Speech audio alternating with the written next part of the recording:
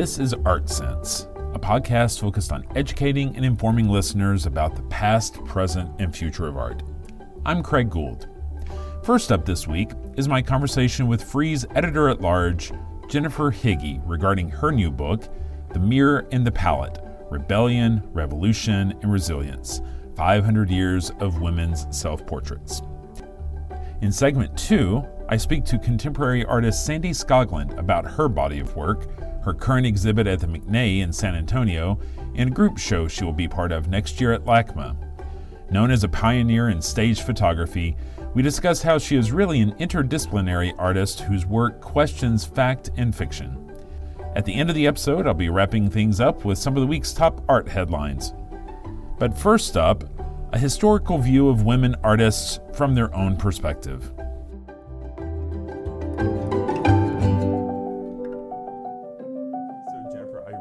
Appreciate you being willing to sit down and talk about your book, The Mirror and the Palette. And so, oh, you're very welcome. Thank you so much for having me. Sure. And I think the title is actually longer than that, right? It's The Mirror and the Palette: Rebellion, Revolution, and Resilience, 500 Years of Women's Self-Portraits. So yeah, it's a mini essay in the title. Yes, that's wonderful. So tell me, what was your motivation? What did you discover? Yeah, well, the book sort of evolved out of a very simple sort of task that I set myself a few years ago, which was just an Instagram account that I did purely for fun and for my own sort of interest, to try and discover a woman artist from the past who'd been born on every day of the year. And it turned out to be much more difficult than I thought. And you know, I've read with great interest and rage the great classic texts of feminist art history, from Linda Nochlin to Germaine Greer to Griselda Pollock, all of, who have written brilliant books about the gender exclusion of art history. But I wanted to discover for myself, if I could find, what was available in terms of discovering, the rich history of women artists from the past. And it was much harder than I had sort of assumed it to be, because, we think we're almost in a post-feminist stage now, which I think is, not true. Obviously, things have got a lot better, but there's still a lot of exclusions, and of course, not just around gender, but around race and class as well in art history. So I wanted to write a book that was, in a sense, for the general interested reader as well, because many of the classic texts of feminist art history, they can be quite academic. Mm-hmm. And so I wanted to write a book that anyone who was interested in the history of women in art might be interested to pick this up. And in that sense, my book isn't encyclopedic. It's not academic in a way. It's quite idiosyncratic. It's 22 women over 500 years from 13 different countries. And I focused on self-portraits because when women had been excluded from the life room and the academy and apprenticeships, often they could really only have access to a subject that they knew best, which was themselves. Sure. So, I guess that kind of takes us back to the beginning where, we kind of think of this canon usually starting with someone like Artemisia Gentileschi, right? And she is a really intriguing figure. And I think what is maybe a common thread across all these women artists is there's a certain amount of tragedy that they're dealing with, a certain amount of tragedy in their own lives that they're having to overcome. Absolutely. It was very tough for the women in the past to become artists. It was women had no political agency. They were essentially sort of owned by their brothers or their fathers. They had very little opportunity to travel by themselves. And so to be a woman at a time when it was so hard to be a woman artist at a time when it was so difficult just to be a woman, these women had to be extraordinary. And in that sense, I really wanted to make clear too that, a lot of these women did have tragic histories, but all of them had the most extraordinary sort of life force. Within all of this difficulty, they also expressed joy, they expressed their own creativity, they expressed, they expressed a great sort of delight in the world around them. And, it's not just a sort of one-dimensional, miserable story. I think it's a much more exciting and interesting and engaging story about, people who manage to overcome what life has given them. I used to teach art history, and whenever I would frame the conversation around self-portraiture, I would usually, especially when we talk about someone like Dürer or Rembrandt, I would usually frame it around this conversation of, this was an era when people didn't have photo reproductions. Artists would make work, it would leave their studio, it would be behind someone else's walls, and the self-portraiture sort of served as self-promotion, right? It was a way that, they could have something that they could keep in their studio that they could show a prospective client. But I feel like there's a sort of a different purpose for a lot of these women artists, because they just didn't have access to the same type of models. I mean, it sort of operates on different levels, and I think it's different for every artist too. I mean, as you say, these women were often painting themselves because that was the only model they had, whereas someone like Dürer or Rembrandt would have had access to other models, and so their motivations for making self-portraits perhaps are quite different.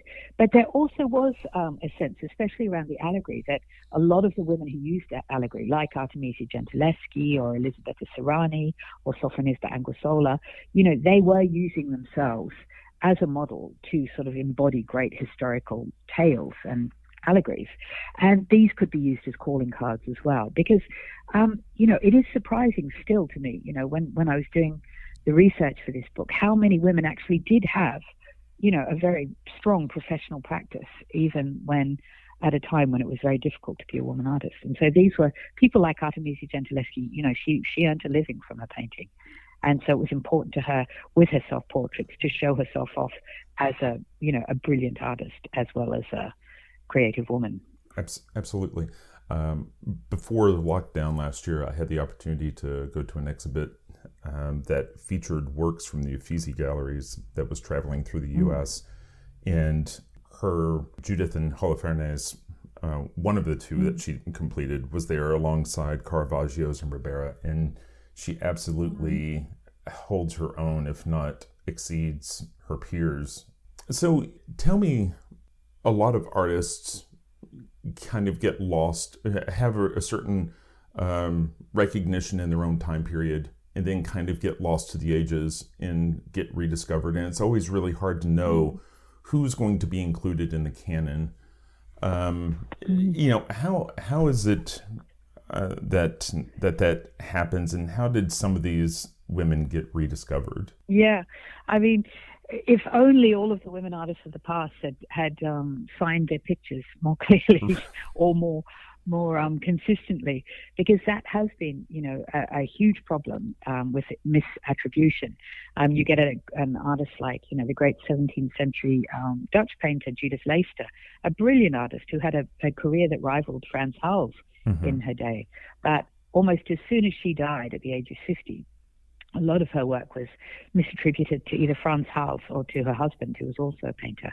And it wasn't until the late 19th century that an art historian recognized the small star that she often painted in the corner of a picture, which was a play on her name. Leyster apparently was an old Dutch word meaning lodestar or a star, so she would often put a small star in her pictures. And so that was how a lot of her paintings have been properly attributed.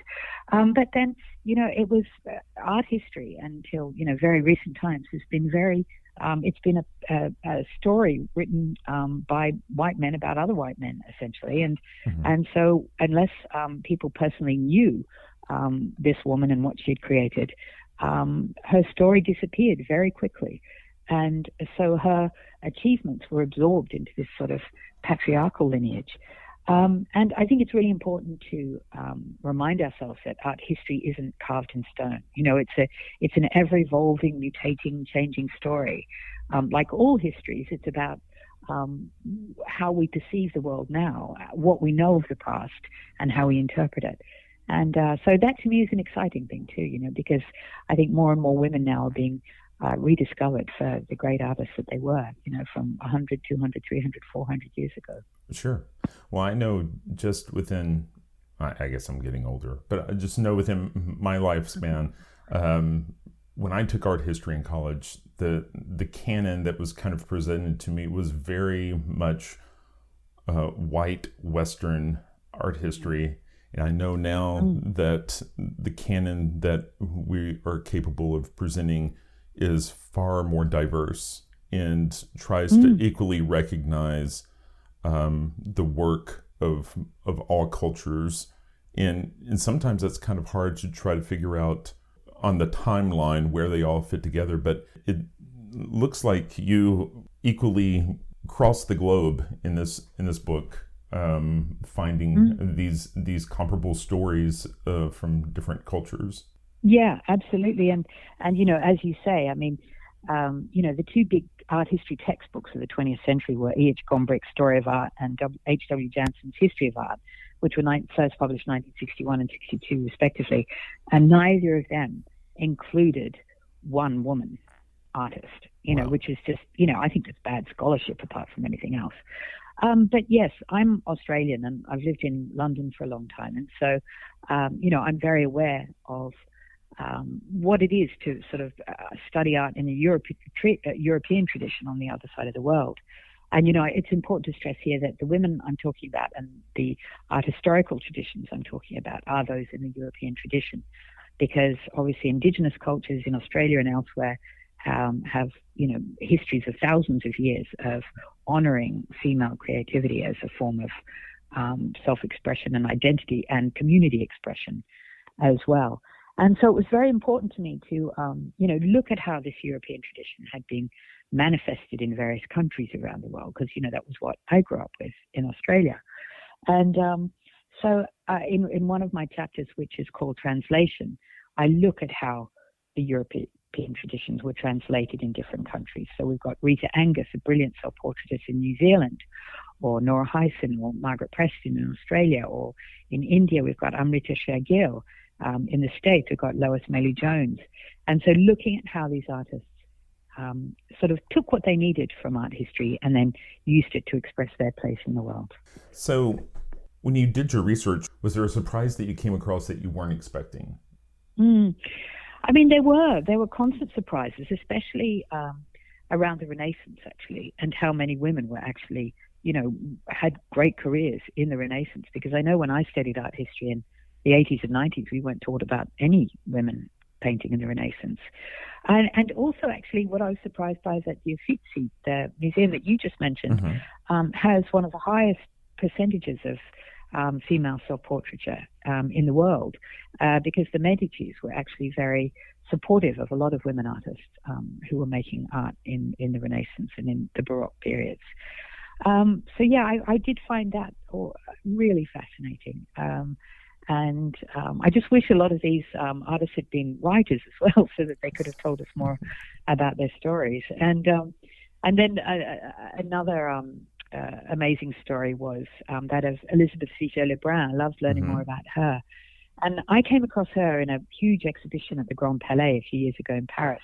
And she was Marie Antoinette's favorite artist, and she was remarkable. She was the daughter of a rather unsuccessful artist, and she was painting professionally by the age of about 15. And we're talking in the sort of in the late 18th century here. And she was not only extremely talented, but she was very beautiful. She had great salons. She was a brilliant businesswoman. So she became best friends with Marie Antoinette and painted more than 30 portraits of the French royal family. And of course, when the revolution came and she was, being Marie Antoinette's favorite, she was in great danger of her life. So she fled to Italy, and then she had a really remarkable career, traveling all around Europe, from Russia to England, painting aristocrats and nobility, and she made a fortune. And then in her 80s, she did write a memoir, which was really wonderful, and it's a very entertaining read and a tragic read. But she didn't have a major exhibition in France, a retrospective honoring her extraordinary career, until, it was about 10 years ago, which just seems remarkable to me. Yeah, it does. It does. She's my wife is a French instructor, and Lebrun is Visual Lebrun is one of her favorites. And I have a daughter whose my daughter's name is actually Elizabeth Louise, and so it's. Oh wow! Named after her. That's amazing. And it actually it was a combination of family names, and it all just sort of fit together, right? Tell me a little bit about Paula Modersohn Becker. She, I believe, her work makes the cover of your book. That's right, the English in the UK and Australian edition. Right, yeah. And so, to be honest with you, I really wasn't familiar with her, but preparing for our discussion, I tried to learn a little bit more about her, and she seems like a really interesting story. Oh, I mean, she's really amazing. And actually writing the book, she became one of my sort of favorites. She, I mean, what a remarkable artist she was. She was born in 1876. She was German. And at a tender age, she moved to an artist colony in Germany called Worpswede. And it was a really amazingly beautiful part of the countryside, and there were all these artists who gravitated there. It was sort of like, in a funny way, like an early hippie commune sort of thing, but, with slightly more straight-laced. She worked incredibly hard at her painting, and she married a local artist called Otto Modersohn. She ended up going to Paris when she was still in her 20s. And she had a really remarkable time there. And she went with her best friend, Clara Westhoff, who was a sculptor who was studying with Rodin. And Clara Westhoff actually ended up marrying the poet Rilke. And Rilke was also a very close friend of Paula's. She and Clara had one exhibition, which was absolutely torn apart. Then she was working incredibly hard in Paris. She went back to Worpswede, but she wasn't happy by now living in the countryside, and she wanted to stay in Paris. So she actually left her husband and moved to Paris. But life was very tough, although her letters are full of joy and happiness and excitement at this world she's exploring. And, in the early 20th century, she was making paintings that, to my mind, were as good as Matisse's and Picasso's at the time. And she painted what is now considered to be the first naked self-portrait, and it's self-portrait on her 6th wedding anniversary of 1906. And she paints herself with just a sort of loincloth wrapped around her lower body. She's naked from the waist up, apart from a string of beads. And she looks pregnant. Actually, what is really one of the very fascinating things about this painting is that it's very misleading, because she's not actually pregnant when she paints this picture. She was pregnant with the idea of possibility. She had just left her husband.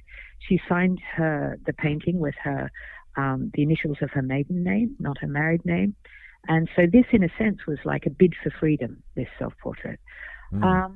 But very tragically, she was worn down. A lot of pressure from her family and her husband to return to the marriage. She ran out of money, and she decided that it would be easier to return to her husband and to be able to paint back in Worpswede. She went back there, she became pregnant, and very sadly she died 18 days after giving birth to her daughter Mathilde, and her last words were, "What a pity." So it's a tragic story of a woman dying in her early 30s, but it's a bit like what I was saying before. I think that there is her work exhibits such a life force and an inventiveness. She only had 2 exhibitions in her life. As I said, the first one was vilified and the second one wasn't reviewed. She hardly sold anything, and now she's known as one of the great early modernist painters to come out of Germany and to make some of her greatest work in Paris. And again, because she didn't have much money, she painted herself again and again and again. And I really recommend that your listeners look her up online, because her paintings are really remarkable. And actually, the painting that's on the UK and Australian edition, a self-portrait painted in 1906, is actually in a collection of the Museum of Modern Art in New York. And I think it's on view actually now, so you can go and see it. Great. Jennifer, I appreciate your time. Now, you also have a podcast where you talk about issues sort of related to this in a broader scope, correct? Yes, that's right. I ask my guests nominate female artists from the past to whom they would like to bow down and to discuss their lives. So we've had some wonderful conversations about and I've learned so much about a lot of artists who I didn't know about before too. And so if they want to find that podcast, it's the Bow Down podcast. Exactly. And they can find that in the usual wherever the usual you find places. Your podcast. Yeah, absolutely. Right. Well, I appreciate you being willing to sit down and have a conversation with me about your book and these amazing stories and how they all sort of weave together. And I really appreciate your time today. Oh, Craig, thank you so much for inviting me. I so appreciate it. It's really good.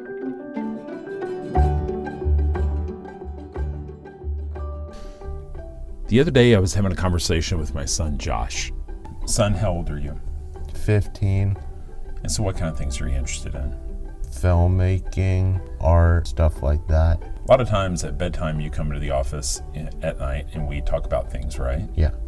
And so sometimes we talk about art. Yeah. How do those conversations usually start? I point to a painting and, what's that or who did that? And so what sort of conversations have we had like that? The ones where it's the portraits of Goliath's head by Caravaggio, but Caravaggio's head is Goliath's head. That takes us down the path of trying to find out more information. And didn't you have a question about the Caravaggio painting? Was there a welt on his head? Because the first one where David's just holding his head, it's very dark, it's in shadow and he has really long hair. But I think there's a spot of blood trickling down his face, but it's hard to see it. And I also asked, did David really, cut his head off? Because that seems very violent for someone like David. Right. So we had to go back to the original source because neither one of us remembered the whole beheading thing. And sure enough, we found in the Bible where it said that David cut his head off and held it up for everybody to see, didn't he? Yeah. So the great thing about this story is that Josh and I have these moments where we bond over art. And these conversations always seem to start with images being displayed on my Canvia. So the Canvia is a 17 by 28 inch digital art frame. And Canvia's full HD display provides unmatched detail. There's a technology called ArtSense, just like the name of this podcast, that samples the ambient light in the room and automatically adjusts the display to heighten the sensation that you're looking at a real painting or print. Unlike a framed TV, the goal of the Canvia is an authentic viewing experience. Your Canvia provides you access to thousands of historic artworks, and premium members have access to a host of contemporary artworks as well. If you want to learn more about Canvia, head over to canvia.art and check it out. And now, my discussion about art, process, and happiness with Sandy Skoglund.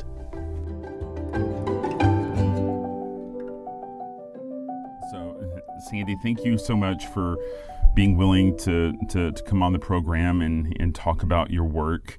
Let me start here. So, if you were to meet someone at a dinner party and they've never seen your work, how would you describe it to them? Colorful. Okay.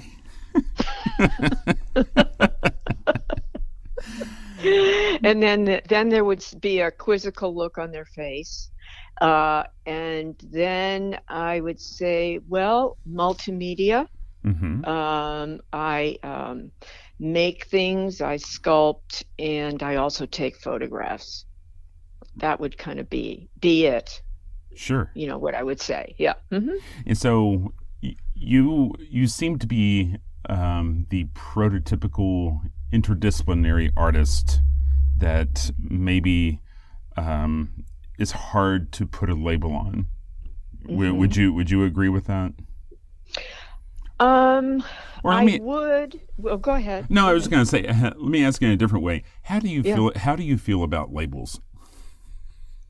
Well, I think they're handy. They're helpful, and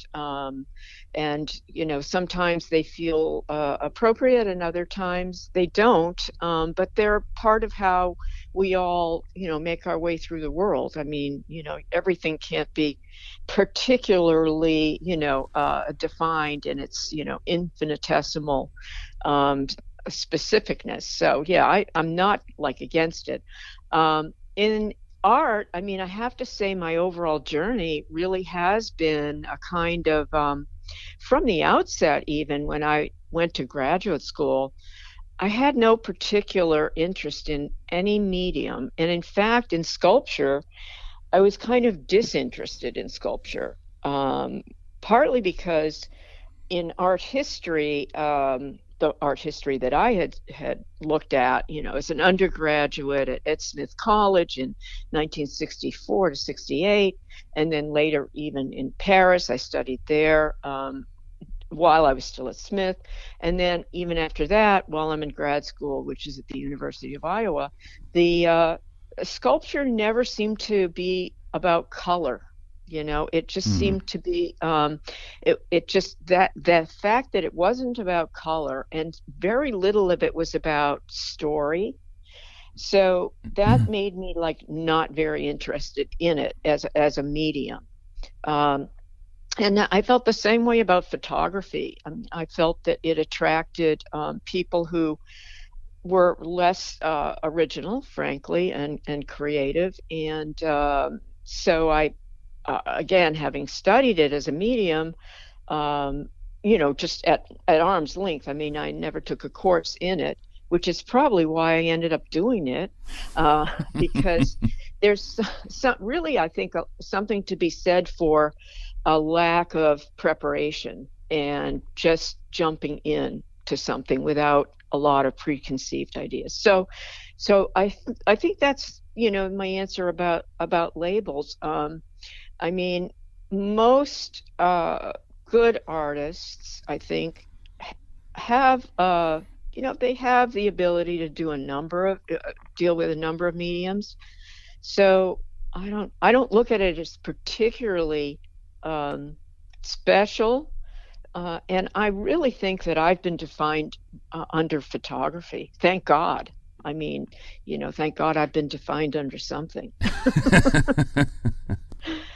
So I've learned to appreciate photography really in hindsight, and to I don't know, accept that I do belong there to a large extent. So sure, it seems like the photography is kind of the final closing chapter on the piece, that there's sometimes months and years of work and process well before you bring the camera, and set it up on a tripod. Mm-hmm. And absolutely. Mm-hmm. I would love to talk to you about process, because it seems like you find a lot of your art practice, the kind of the meditative practice of making your art, is in the research and the process. You can explain it to us better, but there's an idea, there's research, there's execution. Can you tell us about your process? The motivation, right? I mean, why get out of bed? I mean, it's very comfortable in bed, and so why do something? Why act? So for me, the action part has become, or is generally, you're right, pretty well confirmed in my imagination. I can somehow, I've reflected upon it enough. I do daily and weekly little sketches in my notebook, and they kind of accumulate to crystallize into something that seems complicated enough and important enough to actually act on, to actually say, in the case of radioactive cats is a good example from 1980. So that process was pretty specific. So I was coming out of the 70s in 1980, as we all were, 78, 79, 1980. I was really very how can I say it, exhausted by conceptualism, which was very strong here in New York in the mid 70s and in late 70s, and I was really interested in it. I mean, I studied philosophy, I read magazines, the art magazines, and was working in that mode in the 70s, and that's kind of how I slipped into photography. Never having taken a course, I slipped into the medium of photography through kind of using photography to show my conceptual ideas. And the main idea really was resemblance and difference. So I'm always thinking really as a philosopher / sociologist in a way, but an amateur.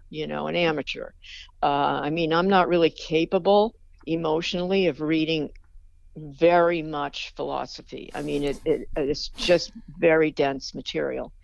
But I am interested in it, and I do go back to it periodically. But with radioactive cats, in 1979, I was really interested in who's the audience for your work, because what happened with conceptual art is the audience became very small. I mean, think about it. You walk into a gallery that's all painted white, and there's maybe nothing on the wall at all, or if there is, there's some kind of inaccessible thing on the wall that you have no clue of what it's about, and it hasn't tried to make itself attractive or beautiful either, right? It's just there as an idea. So those feelings of who's the audience, where am I, who am I, they kind of all came together with radioactive cats, with the idea that, you know what, I think that I really like cats, and I know I really like cats, and I'm going to do something that I really just feel like doing without a lot of complex rationale behind it. So the idea with radioactive cats in the beginning was to have one cat, and it was a photographic idea. So I had the camera set up.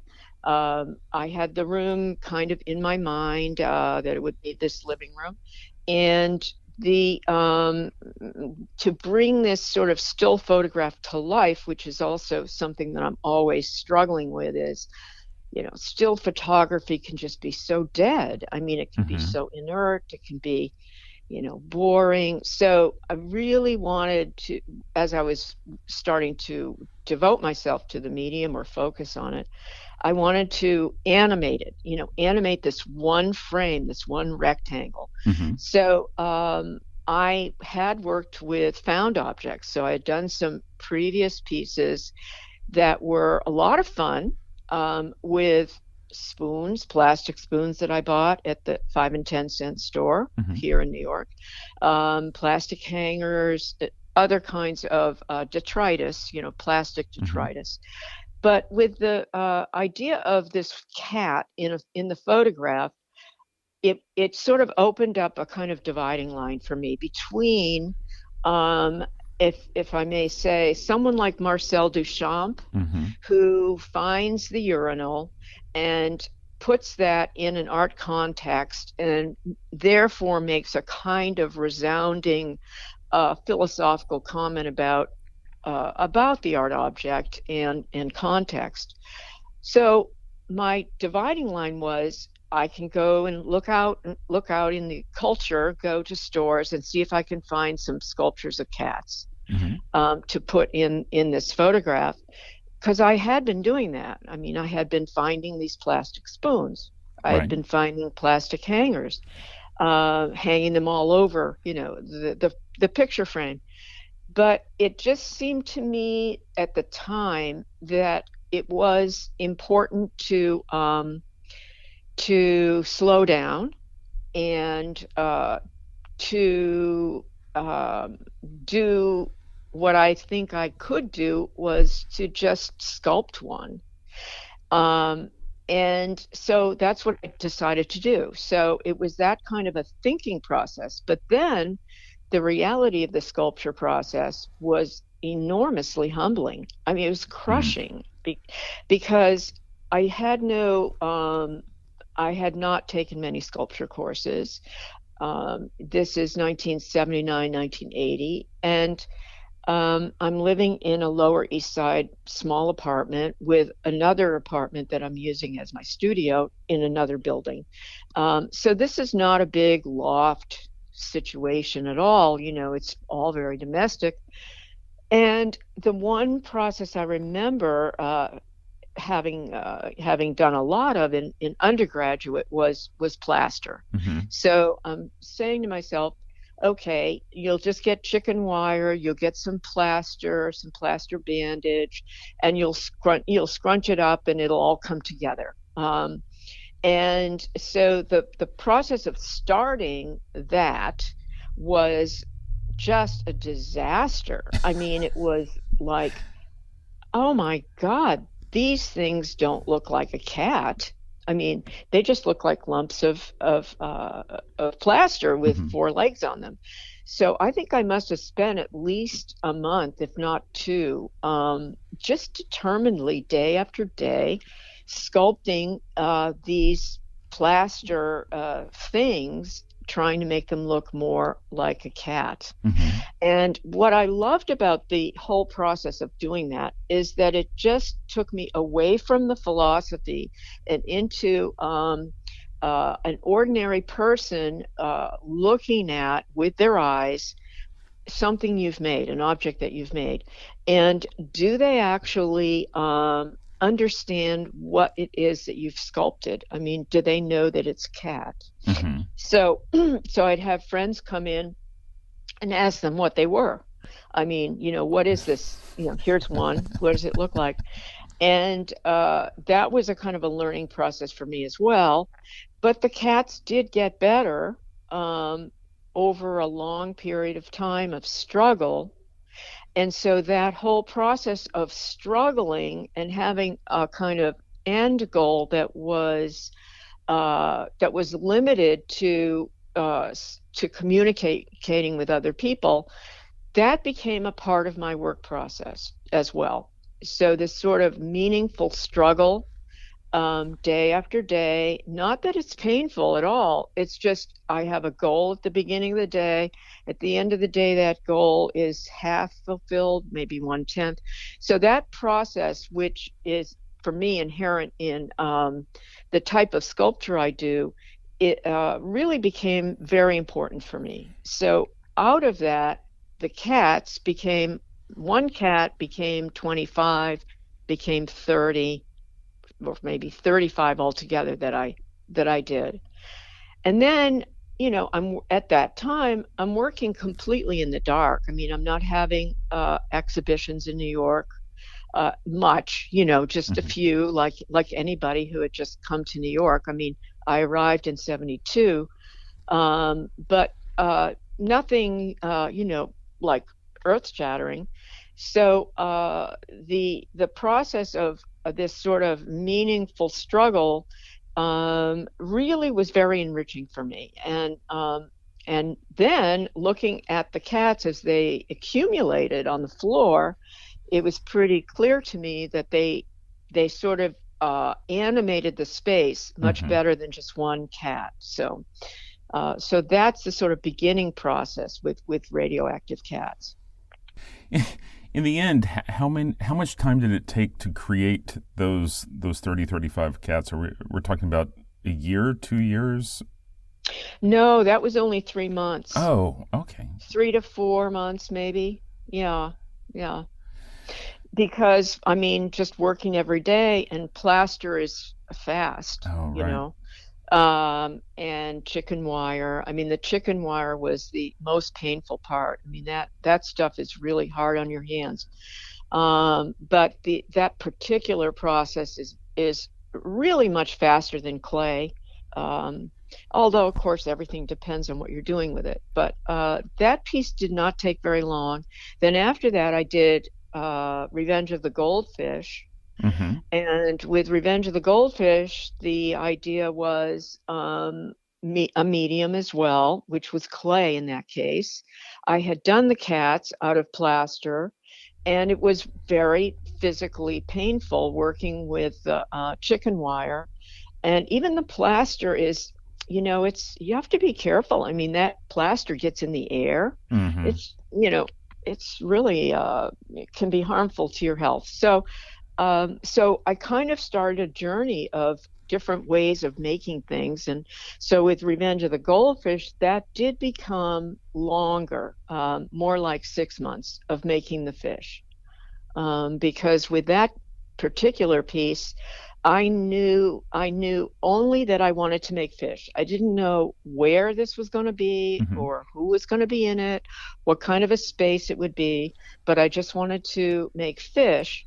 So I enrolled in a hand building course in Baldwin Pottery, which is no longer exists, but they had a pottery studio below their store, and lots of young artists had, you could rent a space there and you could work alongside other artists and then fire your work in the kilns right there. So that was just a really wonderful, very special kind of arrangement for making the fish for Revenge of the Goldfish. Now, those two pieces you just mentioned, they're so compelling on so many levels. One being these multiples, there's the space, which, I think is something we see over and over again in your work.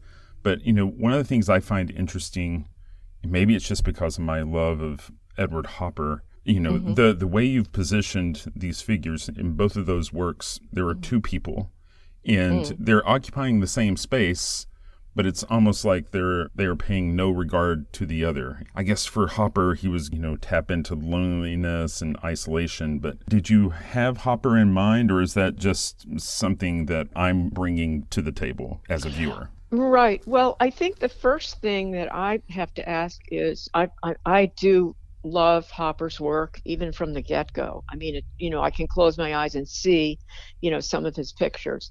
And I wonder if that's what he was really trying to do. Will we know? Do we know? Did he say that he was talking about loneliness? Do you see what I'm driving at? I do. So I don't know. I mean, our historians have said that, and even, looked into the relationship between the men and the women in his work as well. But what's so great about making visual art, and assuming that it really is visual art, it's meant to be understood with the eyes, is in a certain way nobody actually knows, because only the art knows. Right. Because the art is the fact, right? The art is the thing.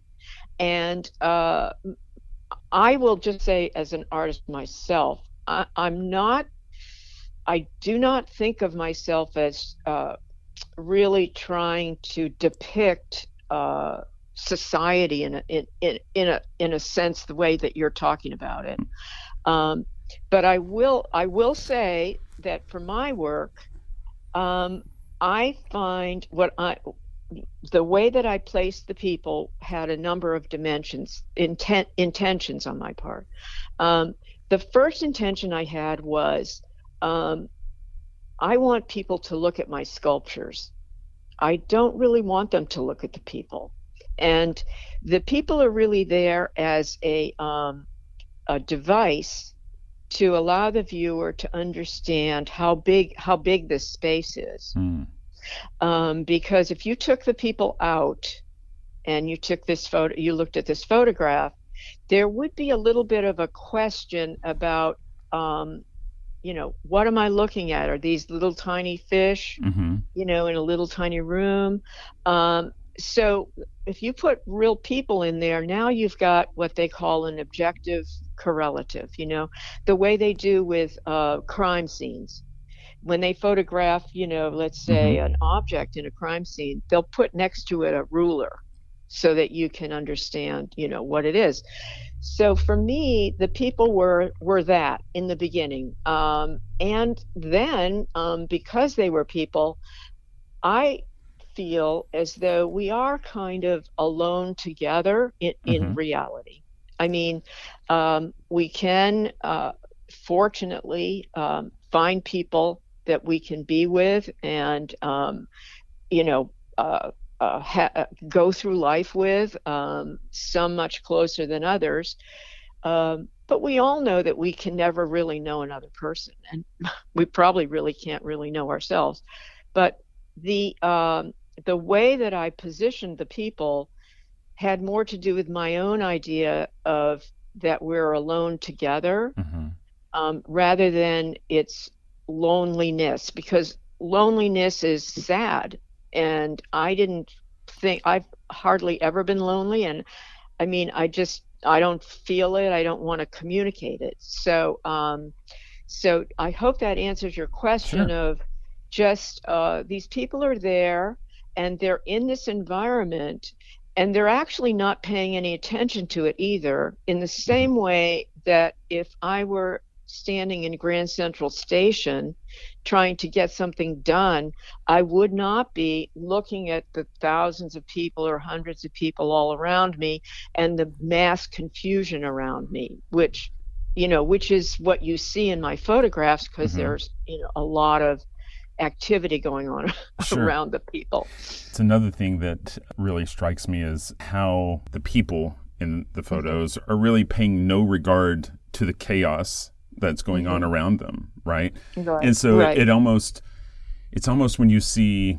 the documentary footage about hoarders, how the hoarders are perfectly happy living inside a space that's just bursting at the seams with this stuff. And to them, they pay absolutely no regard to the fact that that's outside of the norms, right? Right. I mean, everything becomes normal, right? Right. Whenever you set out on a project, do you have some timeline in mind, or is it just going to take as long as it takes for you to be happy? Ah, yes, and happiness too, right? Wow, that's hard. It's almost impossible. Right. With winter, the timeline became very protracted because I really did not want it to be a driving, ambition laden, focused feeling within myself. I'm really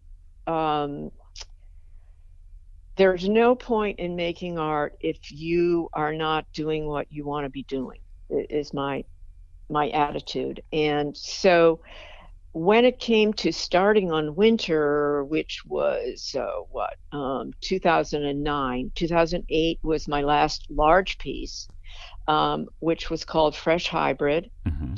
And then after that piece, which I did, so again, we're back to process, because Fresh Hybrid and a whole slew of work prior to Fresh Hybrid involved figures, sculpting figures, and sculpting them using mannequin parts. Mm-hmm. So I had a huge collection of mannequin parts, of arms and legs and heads and this and that, and I would just throw them all together to create these sort of figures. And in 2009, I decided that I wanted to sculpt a figure from scratch. So it really started with that idea.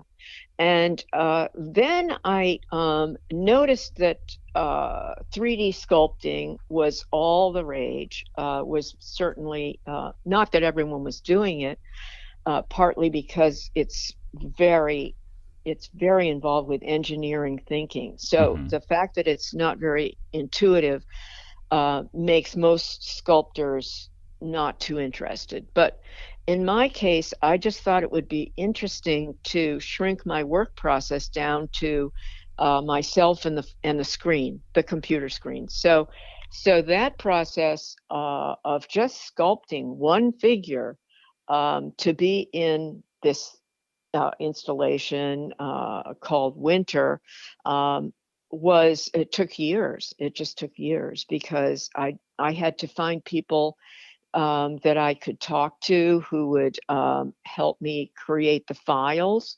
I had to just make small files, send them out, get them back, so the whole process you would think that it would be the opposite. You would think that, okay, 3D sculpture, snap your fingers and there it is. But it's actually the opposite because of how it works. So that slowed me down enormously, the interaction with the computer. And but I have to say I liked the process of just using my brain, It was interesting and it was satisfying. It was a lot of work to arrive at a dialogue with a sculpture making facility, to wherein my files would actually come out from them the way I wanted them to look. I mean, you can have a digital file of anything. Let's say you have a digital file of a photograph. So you send it to who knows where, and they make a print, right? And then you look at that print and you go, oh my God. I mean, the reds are wrong, the green is this, it's too light. Well, the same thing's true in 3D. So all of that, takes time to develop relationships, but in the end, it all became very satisfying, but very time consuming, which I blame myself for, because I think when you work alone, which I really, really like working alone, but the trouble with working alone is that you're never happy. Back to happiness. And it's a kind of a kind of a joke in the art world that, a museum will buy an artwork from somebody or from their gallery, and God forbid that artist should come near that artwork because they'll want to fix it, That's, I've heard people talk about, one of the reasons the game of golf is so addictive is that people can go out and they can shoot an amazing score and still think in their head, you know what, I could have made that putt on number 5 or this one chip here, and I could have done better. Folks are never happy at the end of a golf game, right? Right. So tell me about the process of the snowflakes, because you started one place and wound up another in Winter, correct? Yes. I don't know how you know that, but I did. I started off, I started with the 3D sculpting with the figures, and then at the same time, I started with the idea of a snowflake.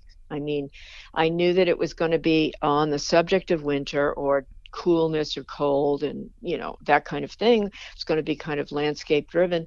And so the snowflake became a huge problem because they're so trivialized in our commercial visual field as Christmas decorations. So it was, again, struggle. I started off with ceramic because I thought it would be an interesting kind of contradiction. Ceramic is very brittle, and to have something sort of thin and brittle and breakable and fragile kind of resonated for me as a medium with the snowflake idea.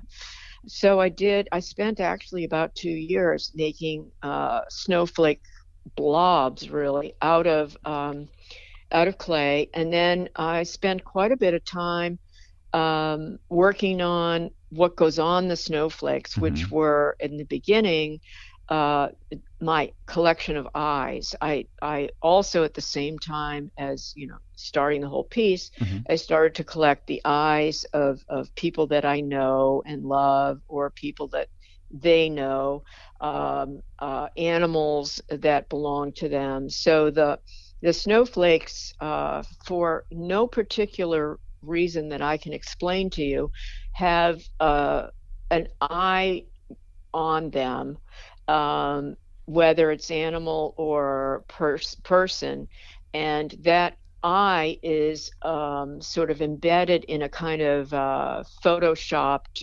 matrix. And so the first set of snowflakes had decals that I fired onto them, but I sort of gave up the clay idea. I just didn't think they looked like snowflakes. And they were nice, they were pretty, and they were satisfying, but they, within the context of a large bunch of them, I just did not think they had that crispness as a shape. So I then went into water jet cutting out of metal shapes, and that's what you see in the piece right now, is water jet shapes that I had cut out by somebody else, and then I had them powder coated, and then on top of that I used a photography method of printing here in New York. And so I photoshopped those images, which have eyes and are heavily photoshopped, sort of star-like eyes coming out of the snowflakes. So they wind up being far more dainty, detailed, refined, more like what you would think of as a snowflake, rather than the what you were experiencing with the slabs that you were. Right. Right. I mean, I have to tell you, Craig, I mean, I know clay fairly well, but only from these limited points of view. So with Revenge of the Goldfish, I made those out of low fire clay, which I only because somebody recommended it to me. Low fire clay and high fire, completely, very, very different. But in any event, so I had all of that experience from doing that. Then the piece called The Wedding, which is strawberry jam and orange marmalade, combined with handmade, they're stoneware, ceramic roses, hundreds of them all over in that piece.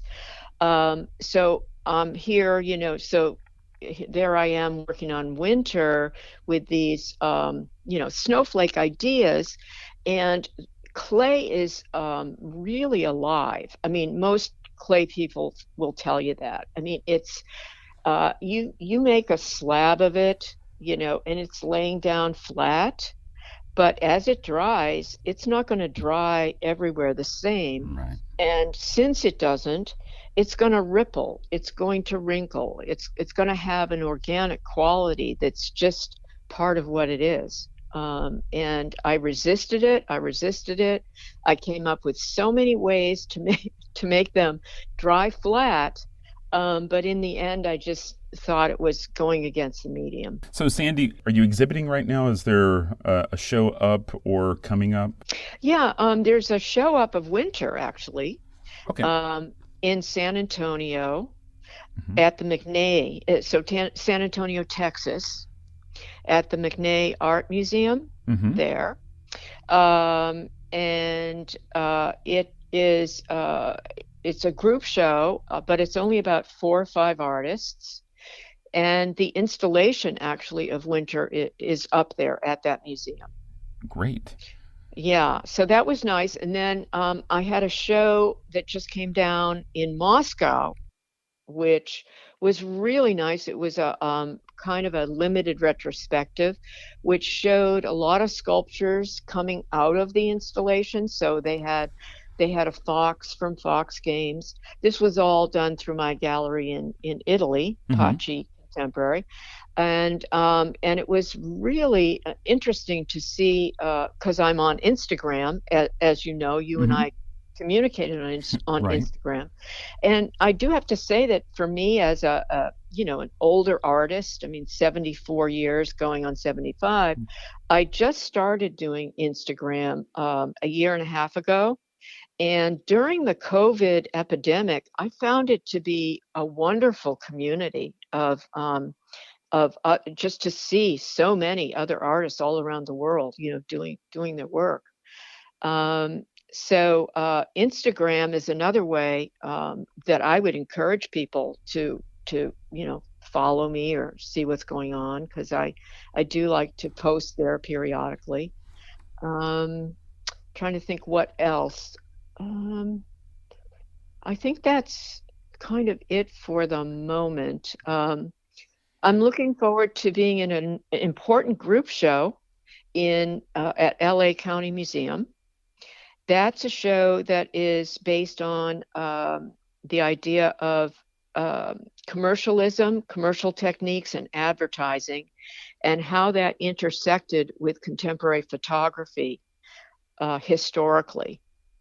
So it's something you and I didn't talk about right now, but it was an attitude that was a very important part of how I progressed in my thinking in the 70s. So my early photography still lifes are going to be in that show from 1978. Great. Is that coming up in the fall? That has been slowed down because of COVID. It's going to be a large show with a catalog, and I think it's 2022. Okay. I'm almost certain, yeah, 2022. Well, Sandy, it's really been a pleasure talking to you. I feel like we could do a whole second hour. I mean, there's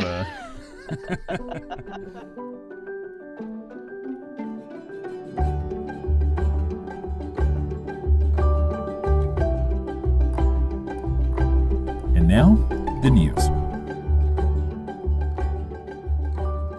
On future episodes of the program, we'll be having lengthy discussions around the contested ownership of certain pieces of art. Sometimes, ownership can be a little messy, especially in a generation where the world is becoming more conscious of righting wrongs. In particular, artworks looted under force or coercion.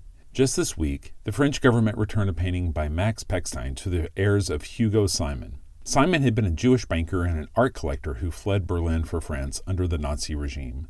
France has a commission called the CIVS, which is actively working to return looted art to the families of the rightful owners. In the case of this particular painting of 4 nudes in a wooded landscape, the CIVS was able to confirm from a label on the back of the painting that Simon had loaned the painting for exhibition in London in 1938.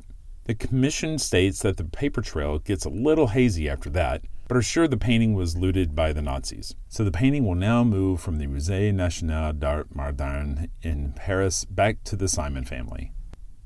A recent survey by the Association of Art Museum Directors shows that a widening salary gap is just as prevalent in America's museums as it is in corporate America. On average, museum directors are bringing home $320,000 a year, while that visitor services associate you interact with on the front lines is only making $31,000 if they weren't furloughed because of the pandemic. And the next time that part-time security guard asks you to step back, please don't give them a hard time.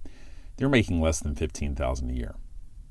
The Dallas Museum of Art has acquired a Jean-Michel Basquiat painting titled Sam F. that has a personal connection to the museum. In 1985, Dallas collectors Marcia and Alan May invited Basquiat to stay with them while attending the opening for a show at the DMA titled Primitivism in 20th Century Art, Affinity of the Tribal and the Modern, which had traveled to Dallas from MoMA.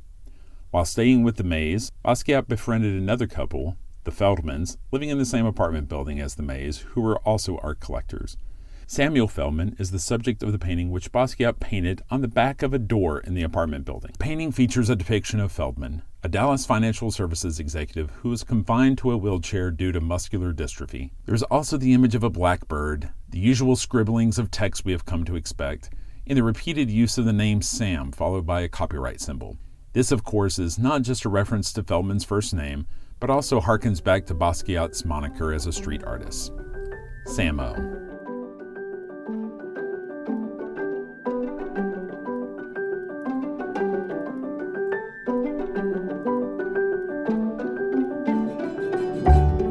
That's all the time we have for this week. You've been listening to Art Sense.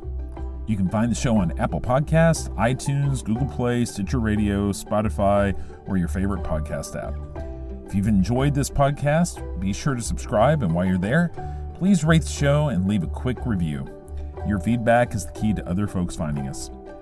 If you'd like to see images related to the conversation, read a transcript, and find other bonus features, you can go to cambia.art and click on the podcast tab. If you'd like to reach out to me, you can email me at craig@cambia.art.